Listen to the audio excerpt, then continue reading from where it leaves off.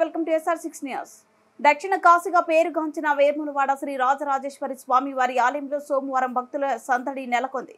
ముందుగా ఆలయానికి చేరుకున్న భక్తులు ధర్మగుండంలో పుణ్య స్నానాలు ఆచరించి మొక్కులు తలనీలాలు సమర్పించుకొని సేవలు తరించారు. భక్తులు ధర్మంలో ఎలాంటి ఇబ్బందులు లేకుండా క్షేత్రస్థాయిలో ఆలయ ఈవో రామకృష్ణ పర్యవేక్షించారు. అర్చకులు ప్రత్యేక పూజలు నిర్వహించారు.